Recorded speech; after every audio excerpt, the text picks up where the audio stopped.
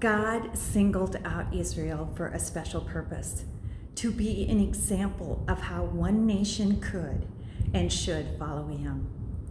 They would go through an unknown land that was dangerous, but God gave them the help they needed. We begin this week with the sound of trumpets used to coordinate the tribes. They left in a certain order described in chapter 10, with much unhappiness within the group. As the people traveled, they began to tire of the diet of manna. They lusted after things they didn't have and complained mightily instead of praying to God about them.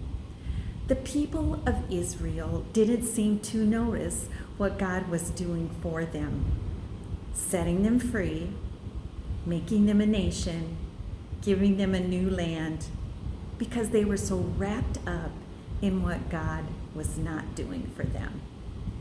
The Lord did give them quail to eat, but you will have to also see what happened after the fact.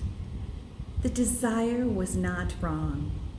The sin was in allowing that desire to turn into greed. If you're in a place of leadership, expect criticism, even from members of your own family. Check out chapter 12.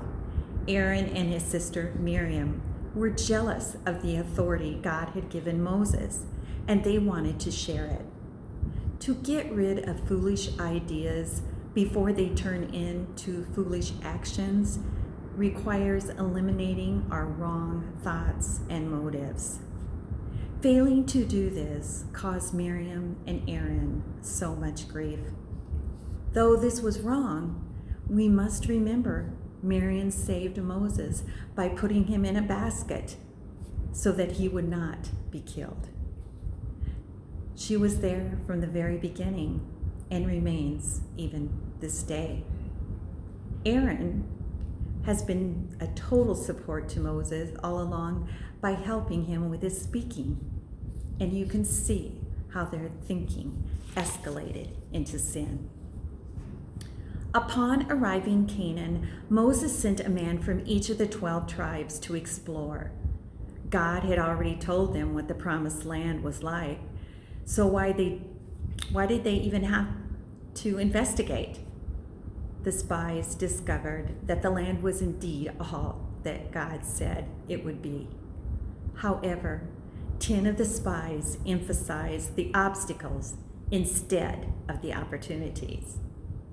They saw the people of the land to be giants in size. Caleb and Joshua were willing to take the unpopular stand to do as God had commanded. Caleb was a man of faith who didn't worry about the size of the problem because he trusted a great God.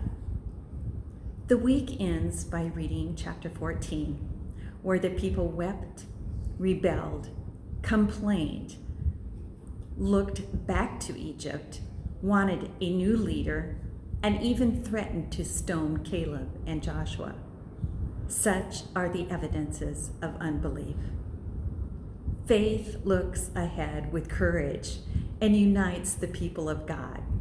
What happened? The story continues. You will have to check in next week. We're back in the desert once again. Salt Shaker devotions this week are written by Tanya and Bart. And remember, Biblical Shakers will make reading the Bible way more enjoyable for you. I pray the Lord will put a hunger on your heart.